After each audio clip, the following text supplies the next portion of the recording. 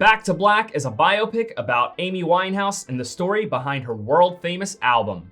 So this movie kicks things off at the very start of her career. Amy, played by Marissa Abela, starts to make a name for herself after scoring a record deal and releasing her first studio album. After reaching an impasse with her record company, she takes a break from music and she ends up meeting Blake, played by Jack O'Connell, who wears a fedora. The two of them share a passionate relationship, but when things go south, Amy finds inspiration to write what would become her most critically acclaimed album. So like any biopic, this is a very embellished take on the story of Amy Winehouse. I just want to clarify that because whenever a new biopic comes out, people always complain about inaccuracies. So I just want to give a gentle reminder that all biopics have embellishments. I will talk later about whether or not this story does Amy's legacy justice, but for now, I would just like to review this for the movie that it is, disregarding its distortions. This movie explores many subjects of Amy's career and her personal life, including codependency. This movie primarily focuses on the effects that her relationship with Blake had on her,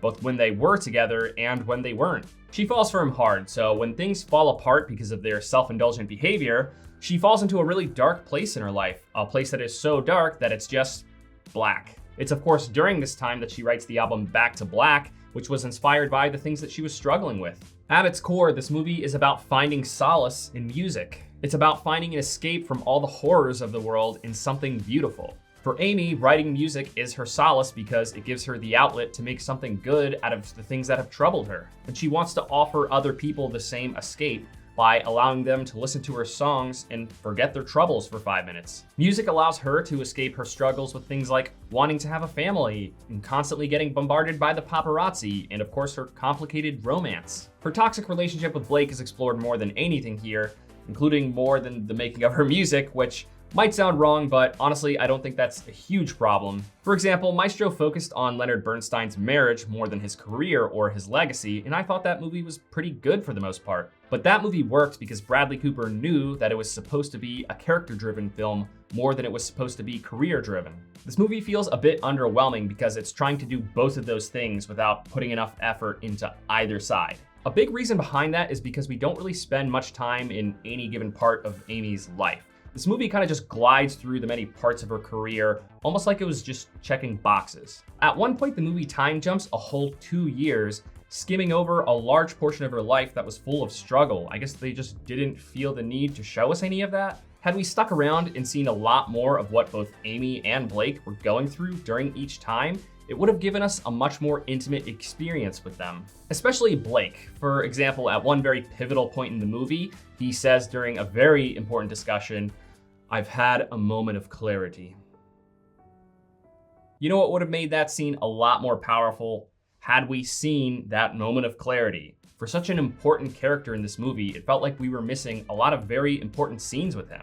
As far as the depiction of Amy's career goes, it feels a little bit shallow, especially in the beginning of the movie where it just glides right through the start of her career. From getting signed and producing her first album, right to her taking a break from music to live her best life. Honestly, that very brief pre-career portion of her life didn't feel totally necessary for this movie since it mostly focuses on her relationship with Blake. I'm not saying they should have, but perhaps they could have just started things off in the early parts of her career and then maybe flashed back to her early life at a later point. Bob Marley One Love did do that and it didn't really work, so maybe not. So the overall tone of this movie doesn't really feel like it matches up with its subject matter. Like there are some really dark subjects in this movie, but it feels really softened by a kind of generic filmmaking style. It just didn't really feel dismal enough. Amy struggles with things like substance abuse and bulimia, but it all just felt really muted, almost like a TV movie. The very standard directorial style makes everything feel like a Hollywood movie, as opposed to us feeling like we're being pulled into this troubled character's world. So shifting over to some positives, I enjoyed Marissa Abela's performance. Amy Winehouse is somebody who was very well known for having a strong personality. She was very crass, but she was also very outgoing. She had a really colorful personality, and I think Abela was able to capture that side of her very well. Also, Marissa Abela is actually singing in this movie, which is very impressive. Amy Winehouse has an incredible and very unique voice, and Abela does a pretty good job emulating it. I will say that she didn't feel quite edgy enough when it was necessary, but That's just my take on Marissa Abella's appearance. She just didn't give off that rough around the edges vibe that the real Amy has. But by having a more innocent vibe, she was able to evoke empathy in us during the parts of the movie where she was vulnerable and broken. Hypothetically, if edginess and innocence were mutually exclusive, I would say that innocence would be a slightly more important trait to have here. But that's just Marissa Abella's vibe I'm talking about. This movie does otherwise show us how crass Amy was. She wasn't just a glamorous little pop star. She smoked and drank a lot. She was sometimes intimidating and impulsive. We also get to see some of the low points in which she stooped to. This movie doesn't shy away from showing us how self-indulgent Amy could be.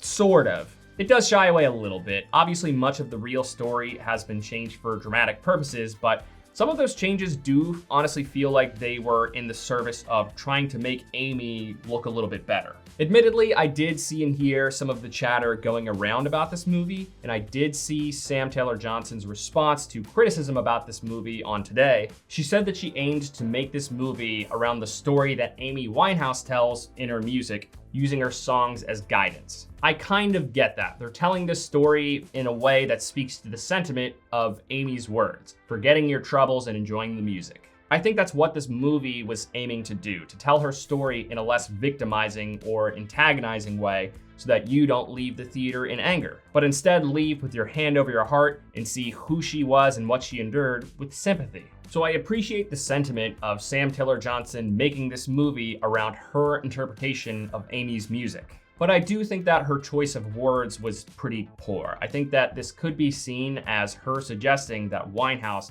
was actually just pretty delusional. For example, in this movie, Amy gets into doing drugs on her own accord, when in reality, it was Blake who got her into them. She was also evidently seeing someone else when she met Blake, but in this movie, she was single at the time.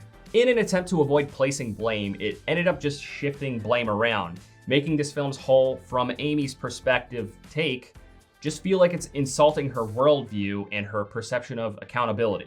It also sort of suggests that her dad and husband were a lot more innocent than they've previously been suggested to be. If you've seen A24's documentary entitled Amy, which I highly recommend you check out before this movie, then you'll know that the two of them were really accused of exploiting her. Both her dad and Blake do get this depiction for like one scene each in this movie, but they just didn't feel as antagonistic as they should have. So I do think that this biopic was just a little too soon, and I'm not saying that because, oh, it was just so recent, we're still mourning. I think that it's too soon because a lot of us are still quite familiar with her legacy because it was talked about at length pretty recently. So it's a lot harder to get away with such an embellished take on this story because most of us remember it because it was like yesterday. Besides the fact that this movie doesn't feel like the best portrayal of Amy's story, it feels a bit superficial. It feels like too much was crammed into too little time. This movie is a reasonable hour and 47 minutes, but honestly, biopics can be longer. If you're going to try and tell an icon's whole story, then it should be comprehensive.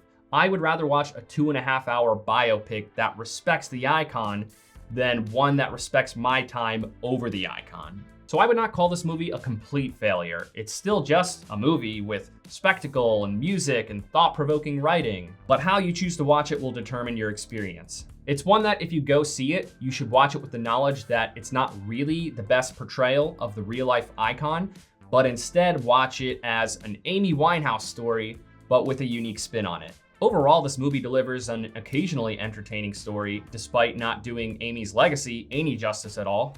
All things considered, I'd say that this movie is fine. It definitely has some disappointments, but I wouldn't consider it a disappointing experience overall. If you are interested in seeing this one, I don't think that you need to go and see it in theaters. I think it's a fine streaming movie. And if you are an Amy Winehouse fan and you're expecting her to get the Elvis treatment here, you might be a little bit disappointed here. Thank you for watching this review. If it brought you any value at all, please give it a like. It really does help the channel grow. I'll see you later this week with my review of Furiosa.